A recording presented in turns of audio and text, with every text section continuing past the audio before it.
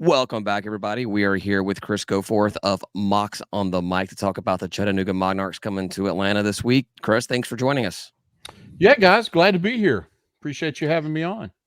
Yeah, it's a little hard sometimes to find a podcaster from one of the FCS programs a lot of times. So we were lucky to find you to be able to talk about the game this week. Kind of a disappointing week for the Mocs last week. Did I say Monarchs? Mocs. Did I say Mocs.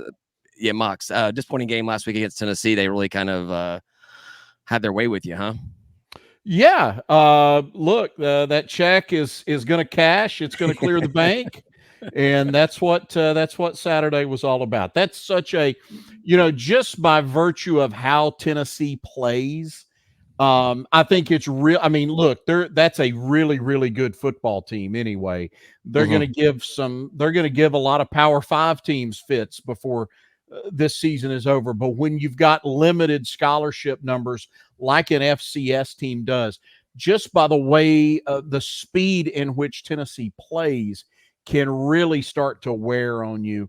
I did not expect that game to be 69-3.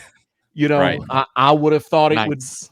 I thought it would be somewhere around 55-10, though, if I'm Right. being honest. But Right. I didn't quite see him getting that close to 70 points on UTC. But hey, again, there's a lot bigger fish to fry ahead for a team that made the FCS playoffs last year. Yeah, Now, I would. So besides the check cashing, what was like a bright spot you saw on Saturday? Was it Saturday they played?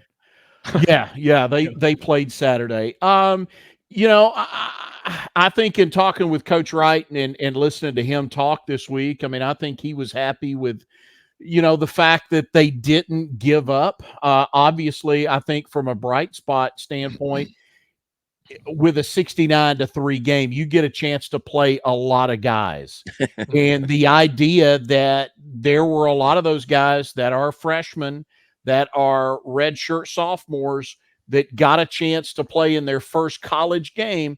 And it happened to come in Neyland Stadium on a hot, muggy afternoon in front of a whole bunch of people. And so I think just from the standpoint of being able to give a lot of those guys the opportunities to get out there to play, I think that was one of the positives. There weren't many. Okay. I mean, Yeah, let's be honest. It's 69-3. There weren't many, but I think they're pleased with the fact that they got a lot of guys were able to get a chance to play. Well, did you get to head over there, up there, over wherever? No. I endured that at home. All right. Well, you didn't. I mean, so I was just gonna commiserate about how terrible Neyland Stadium is. What a shithole that place is, man. It's a really terrible stadium. It's I know they've done a lot of work. I haven't been in a couple of years. I know they've done a lot of work there and have made some improvements to it. But my thing about going there has always been, I enjoy college football, enjoy all levels of it, and you guys know this, man. When you go to a game like that, you're gonna leave. You're going to want to be there 2 hours before kickoff. So you're going to leave 4 hours before kickoff. Traffic's going to be a nightmare with 100,000 people trying to leave there. Good luck finding a place to eat afterwards because everybody, there's a 4-hour wait at Denny's or whatever it is. It takes forever. So your whole day's blown. Okay. Tennessee plays at noon. You're not getting home till 8 or 9 o'clock at night, and you're exhausted. Yep. Just in time to watch the Georgia State game. Yeah, we had a kickoff at 8, and and it's the same, and what, 2 miles away from campus, and it's the whole game's blown. So Saturdays in the fall are just it's just dedicated to one thing. That's it. That's it. Absolutely. Yeah. We've played up there a couple of times. Ryan and I went the first time that Georgia State played at Neyland. We did not make it the second time, which in hindsight, that was the time we wanted to have gone up there. But yeah, it's a traditional college town atmosphere with everything going on. But yeah, that stadium, I walked in there and I was like, and I'm from Tennessee originally, and I was like, oh man, this is it needs some of that work you were talking about. But yeah. Now, is this a game that you guys get to, or I should say you guys, that the Mocs get to play on a somewhat regular basis? I remember in 2019 that Mocs and Tennessee played a couple of games after us, and I think that's when Tennessee kind of righted their ship in that game for the season. But because here we got to play Georgia Tech this week, but we've never played Tech before. We've never played Georgia before, and I know there is a difference between being an FCS program versus a G5 program. But is this a game that Tennessee kind of keeps in a regular rotation? It didn't used to be. So there was a time in the late 1950s when Chattanooga went up there and won. After the game was over, the Chattanooga fans tore down the goalpost. As a matter of fact, that goalpost from Neyland Stadium is in one of the frat houses at UTC. Sections of it, wow. They've actually put it in it's like on their bar. So they didn't just tear it down; they got it out of the stadium. Oh no, they carried it back to Chattanooga.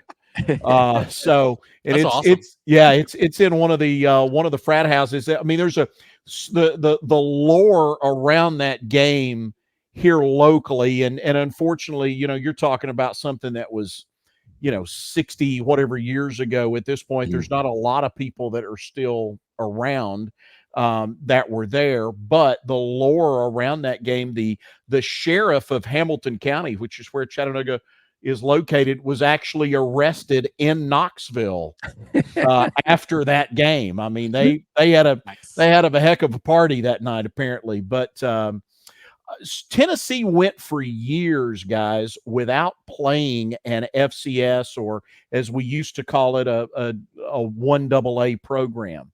I think they played the Citadel in the very early 80s, and then Tennessee went 25 years or so without ever playing another one. So this is something that has really only come about for the last, I'm going to say the last 10 to 12 years, maybe, that this has kind of been renewed. Now, Chattanooga has always played a, at least one Power 5 team every year. They've played at Nebraska.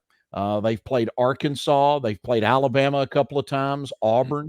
When I was in school in the early 90s, we played Georgia Tech, played Vanderbilt. The guys that are around my age, including Coach Wright, I think they went and played at Boise State. Now, this was before Boise made the switch and moved up, but Boise had the blue turf back then. So Chattanooga has always gone out, and they played the Mississippi schools. They have always gone out and played a Power 5 team every year. But it has only been, like I said, really in the last decade-ish that we've kind of seen the series with Tennessee become somewhat regular. Yeah, they say that you got to no balance that advantage budget, and I think it helps with recruiting too, right? I mean, look, I think for a lot of these kids, there's a lot of these guys that play at Chattanooga that are local, that are in-state, or they're North Georgia kids, and they probably feel like they're good enough to play in the SEC or to play at Tennessee, and so they, there's a little bit of that chip on the shoulder when you get a chance to go play. So, I think that's certainly one of those tools that they use in the recruiting standpoint, to be able to walk in to say, hey, look, if you come here, you're going to get a chance. You're going to be on the SEC network. You're going to be on, ESPN, whatever, with this new TV package that the SEC has. So, I definitely think that's a boost, again, especially for the in-state kids. I think it means a lot. Yeah. Yeah, a lot of times they say in games like this, or the game we just had last week, or the same week with Georgia Tech, is there's no real advantage to the Power 5 program to schedule these kinds of games all the time. But I think there is an advantage. I think it's good for all the kids involved. I think it's good for the sport of college football, especially when we see all the changes, that have happened with the NIL and transfer portal and everything. It's good to get back to what it always was young guys going out there that grew up together, being able to take the field together and play ball. So I think it's great that Mocs are able to play those games in Neyland. So that's cool.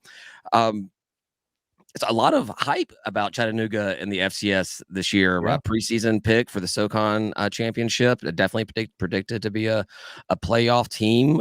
Is it all legit? Is it all on the up and up, or is it all smokescreen? Well, I think when you look at it on paper, and it starts with the fact that you're bringing back a very competent quarterback from a season ago who was really good at the FCS level against FCS opponents. I think it starts at quarterback with Chase Artopi as he's back. You got a couple of really good wide receivers coming back. You've got two tight ends that one guy is in his 6th year here in Jay Gibson. He not only did he have his COVID year, but he also had a medical red shirt. He's a local kid.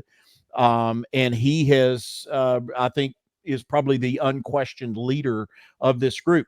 They've also got offensive linemen that maybe weren't all starters per se, but guys that have played a lot of snaps together. So I think you feel really good offensively. I think you saw some good things on Saturday. You talk about the bright points of Saturday. And again, there weren't a lot. Reggie Davis, the running back, there were times against that Tennessee defense that I thought Reggie Davis looked really good. It'll be interested to see, again, once you get to the Mercers and the Woffords and the Furmans and the East Tennessee States of the world, what this offense looks like. It's really tough to judge it, I think, based off what we saw Saturday. Defensively, Chattanooga has really turned into, over the last, I'm going to say 15 or so years, a school that turns out really good defensive linemen.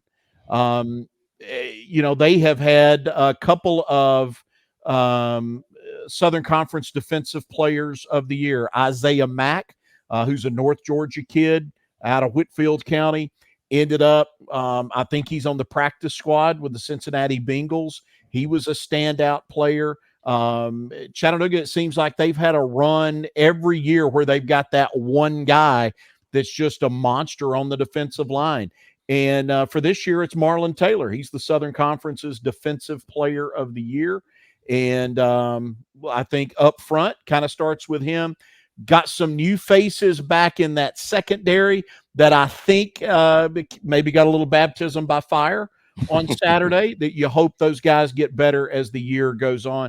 Front seven, though, a bunch of guys that have played a lot of football. And Marlon Taylor is we'll see what kind of looks he gets at the next level. But he's a guy, he'll get a camp invite next year for sure, somewhere. Yeah, you sort of mentioned the playing the big team there, and I think getting thwapped by a very big team sometimes helps get these guys back down to earth a little bit, and maybe helps them play a little bit better. Now, bad news for you, we got thwapped too. So yeah, yeah, it's you'd hope that Georgia State pulls off the upset and they hear all week about how great they are, and maybe they overlook Chattanooga a little bit. I don't think that's going to happen this week. I would definitely, if we had won against Georgia Tech, I would definitely be worried about this as a trap game. And I think it could be good for the rest of our season that we did take that loss early. But we'll see on Saturday, because we've only seen one game of this team. So it's, you can list off all these players and how good they've played in the past and blah blah blah. We got none of that. We've seen one game of these guys. Right. Yeah, and I will tell you, there's not a single, no matter what the players are going to be doing this Saturday, there's not a single Georgia State fan that's overlooking the Chattanooga Mocs game, because we don't have the strongest history playing the FCS programs, and this is definitely one of those FCS teams that why couldn't have been somebody else coming in here, another one of these teams. But you mentioned Coach Wright as well. He has a little bit of a connection with Georgia State. Yep. He was an assistant coach here. What are you guys feeling about him over there? Obviously, he's been doing pretty well with you guys, making the playoffs, and obviously being predicted to be first. You guys, big fans of Coach Wright? Yeah, well, me personally, I am. I really think here's what I'll say about Coach is he's an alum, and I feel like he's popular with a lot of the alumni, a lot of the former players, but when he came back here, when he left, he was a linebackers coach for Sean Elliott there at Georgia State. when he came back to Chattanooga, he brought back a little bit of toughness that I think had gone missing when he was there as an assistant under Russ Huseman, who's now the head coach at Richmond. They had this grittiness and this toughness about them.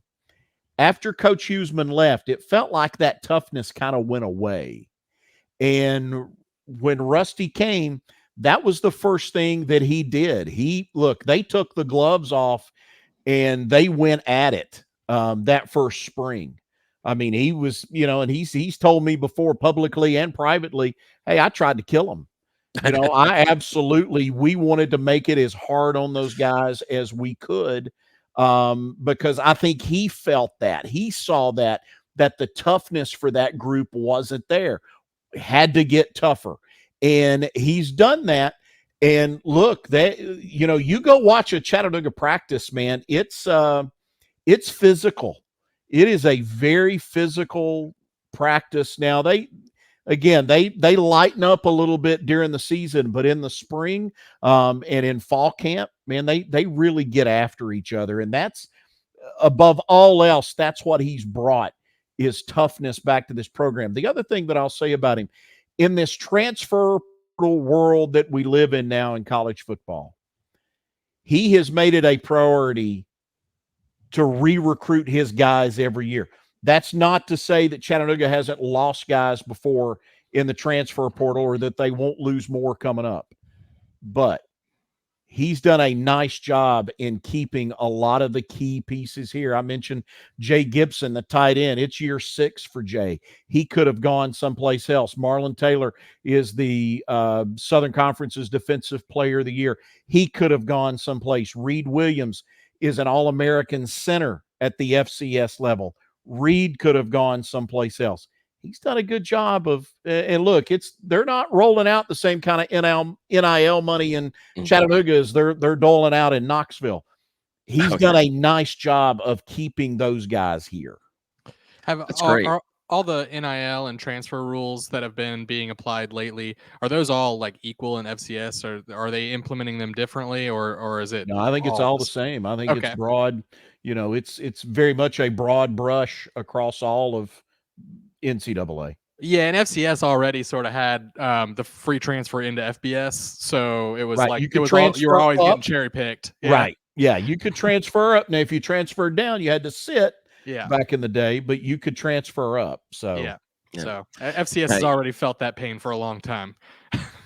Right. You mentioned the toughness there with Coach Wright, and I think that anybody that spent any amount of time watching Sean Elliott on the sidelines knows that that toughness is there. Headbutting players with his bare head against their helmets and everything on the sidelines. That's no surprise to see that someone from that worked with Coach Elliott would bring that type of toughness back to the next team they go to. So that's not surprising to hear. Yeah, and I got a chance to talk to Coach Elliott several times over the years. I work at 92.9 The Game in Atlanta, and so got a chance to visit with Coach Elliott a couple of times, and he was a guy very familiar with the Southern Conference from his days both as a player and as an assistant coach. And he was an old offensive lineman, and I thought his teams reflected that. I think, you guys know better than I, but it just seems like they were good when they had when they had a really good offensive line. That's when those Sean Elliott teams at Georgia State were at their best. Well, that's what people don't realize when your running game is so good. People don't give offensive line enough credit on that, because that's what it usually means, is that you've got a really good offensive line. Because you can get a good running back, and there's some really good running backs out there, but without an offensive line, it don't mean much. Right. Right. I wanted to talk a little bit more about the quarterback play, and I wrote down the phonetics to get the name correct. Artopius. Yeah. Artopius. Yeah. Dang, David, fancy. I saw that name and I was like, I have got to try to get this phonetics correct. And I went to chat GPT, and I'm like, how do you phonetically spell out this surname here? But yeah, so he's a UCLA transfer, and he seems like he's been like the real deal. how much of this, and it's kind of a loaded question, I guess, but how much is this offense really going to rely on him being the one making the big plays? A lot.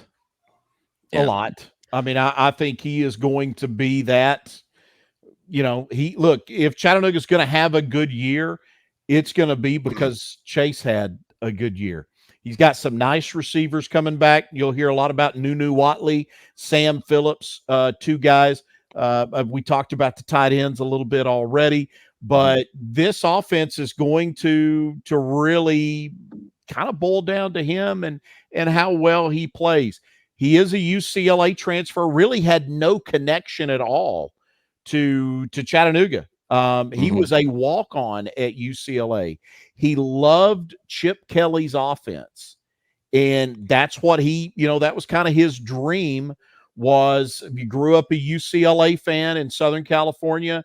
That was kind of what he wanted, was to play for the Bruins and to play for Chip Kelly in that offense. He went there and walked on, sat behind Dorian Thompson-Robinson for a couple of years, got a chance to learn. I don't think he ever took a snap in a game at UCLA.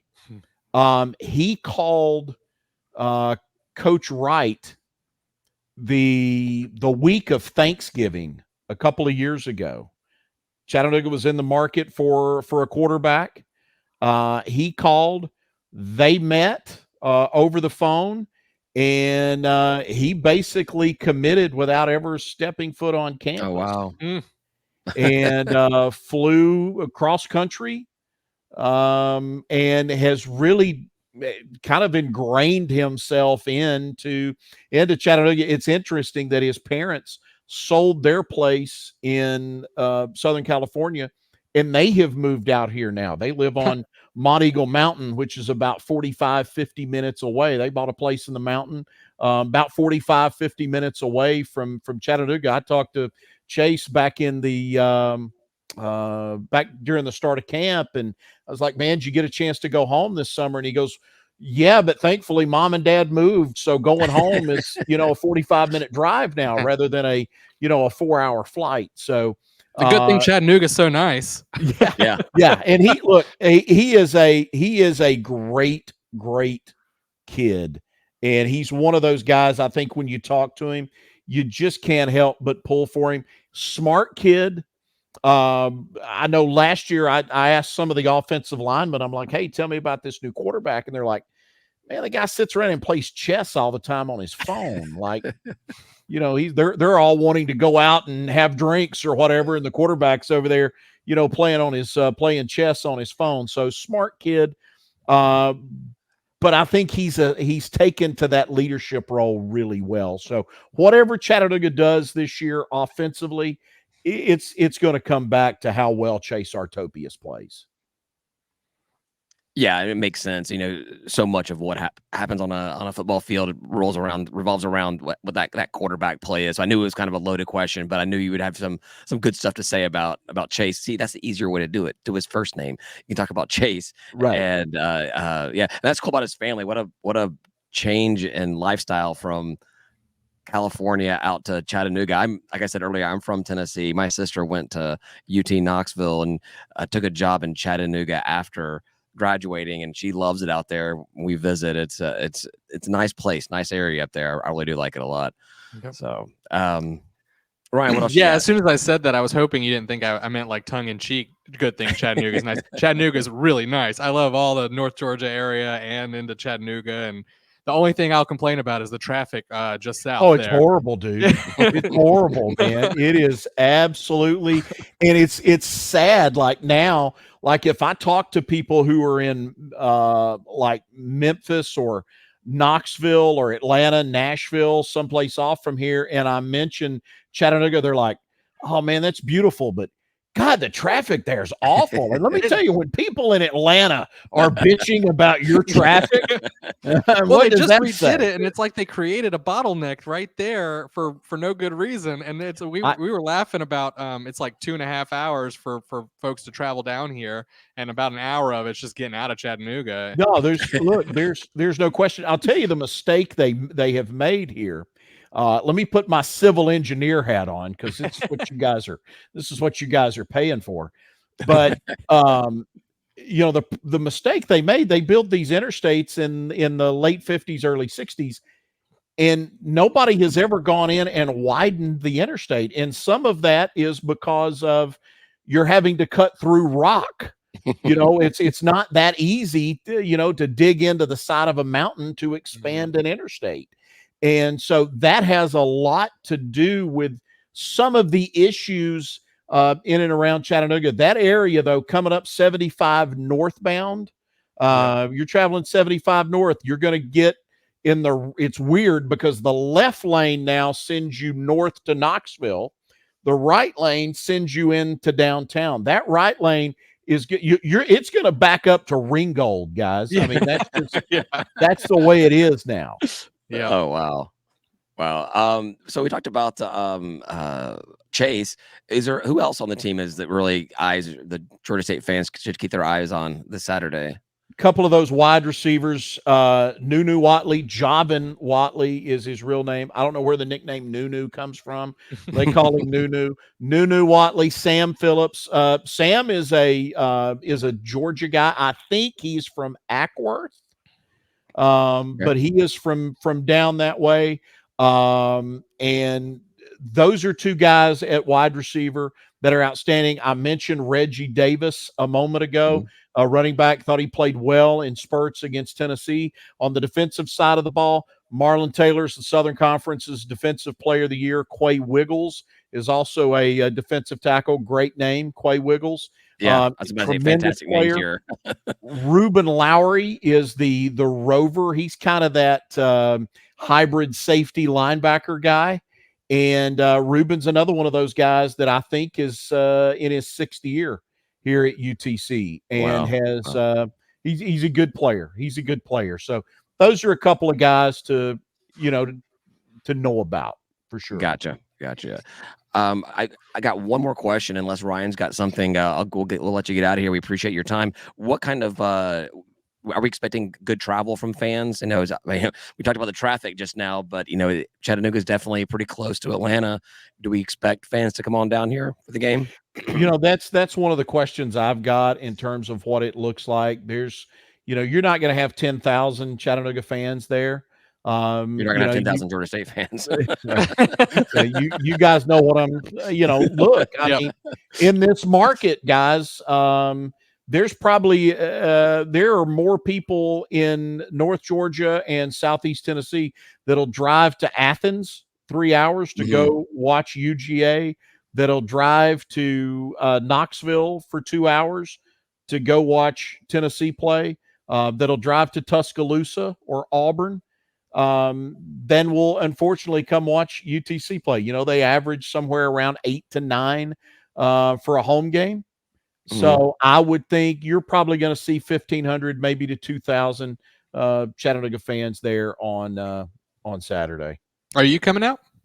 I will not. I actually I do all of their ESPN Plus broadcast as well. Cool. So which includes home football, men's and women's basketball, but it also includes volleyball. So I will have I got, you guys, look, the game gets boring, you go to ESPN Plus. I got a little volleyball for you Saturday afternoon. So. All right. I hope I'm watching the volleyball for you.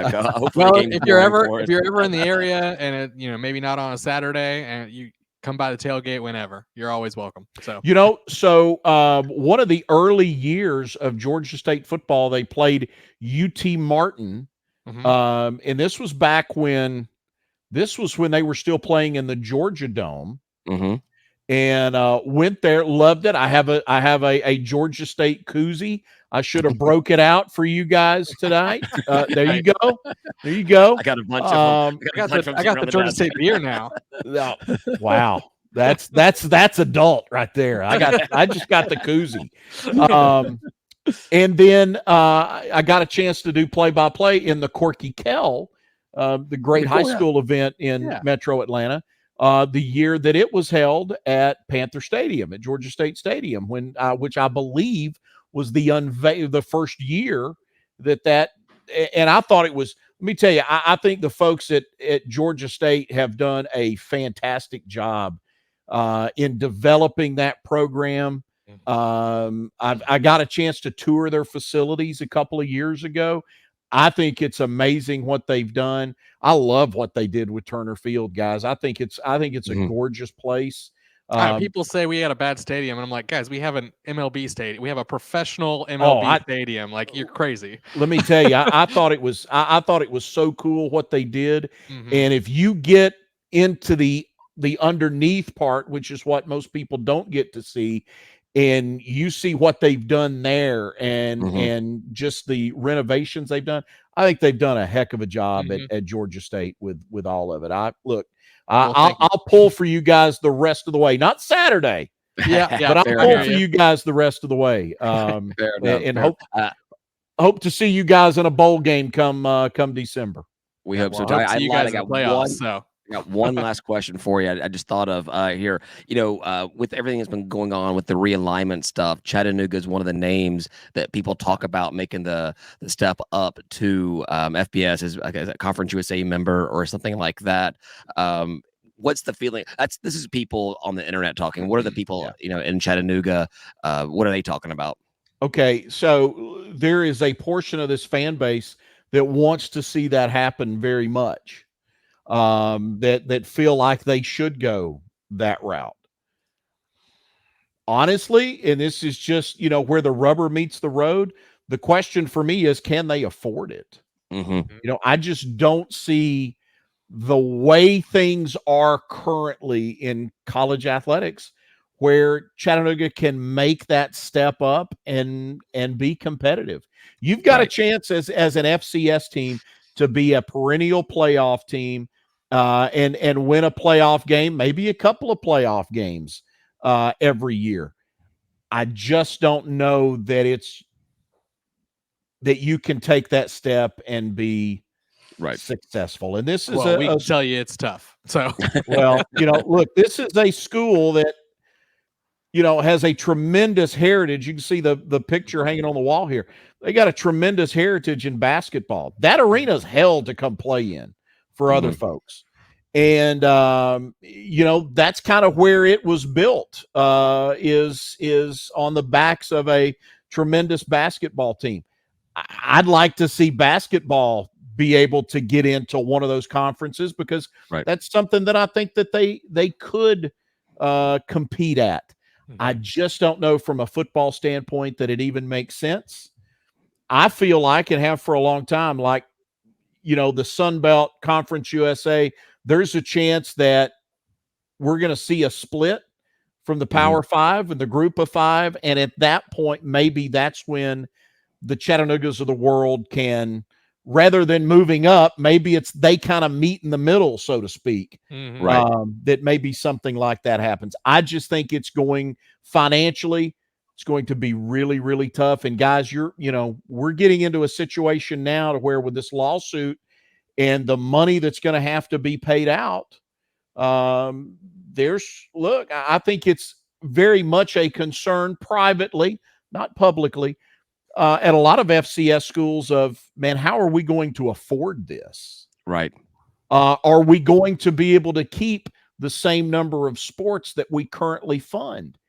That's the difficult part that they're trying to figure it out. And let me tell you, private equity, they may want to get involved at Florida State and Clemson to get them out of the ACC. Nobody is, no private equity groups coming to Chattanooga to take the Mocs to whatever.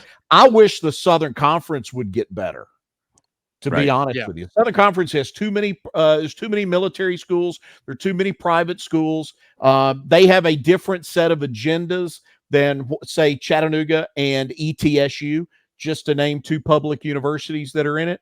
I would like to see the Southern Conference grow a pair and bring in some more competitive FCS level teams. I wouldn't be opposed if Chattanooga went to the OVC. Okay. I think the rivalries are better. You get Tennessee Tech, you get Austin Peay. Those rivalries in the OVC, I think, make a lot more sense for Chattanooga than, playing Wofford and Furman, which I don't think excites anybody. Yeah, and you can definitely stay FCS football and get another conference that competes at a way different level in basketball. So yeah, yeah. And look, Yeah. now let me say this: the Southern Conference basketball wise, I think does really well. I mean, if you there's what are there 32, I think, Division I basketball conferences. Southern Conference is around 14, 15, 16 every year. They are the true definition of a mid-major. However, we're only getting one bid. So, but if you look, Southern Conference has played really good basketball.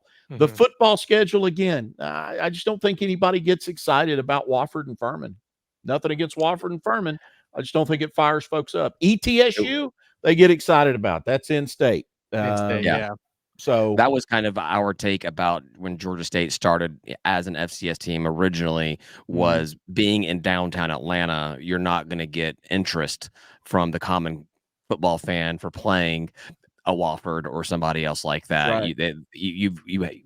We had to go FBS just to get to some form of a name recognition that the casual football fan will want to tune in to see or want to come out and see. So yeah, I agree with you completely right there. And same with us. Georgia Southern has been one of our most compelling games throughout our history now, our short history. Well, so look, that was it. Now, it was a very one-sided rivalry because Georgia Southern ran all over us. But Georgia Southern and Chattanooga, that was a good rivalry. I remember one of the last years they were in the Southern Conference. I think it was 2000. Was it either 07 or 08? Chattanooga went to Statesboro and pulled off the upset and won that night. So always a good feeling. Yeah, isn't it? But yeah, I mean that was a huge rivalry. Georgia State leaving, Appalachian State leaving really hurt Marshall. Marshall was a Southern Conference member at one time when Jim Donnan was the coach there. They were a powerhouse at the 1AA level. And I think those three programs leaving the Southern Conference really hurt it football-wise. Yeah, makes sense. That makes sense. Well, we can definitely end this on talking about Southern losing, because that's always a good end on a positive, right? That's it. Chris, thank you so much. This was a lot of great information. I look forward to the game on Saturday, and like you said, best of luck to the rest of the season. Thanks, guys. See you soon. Cheers.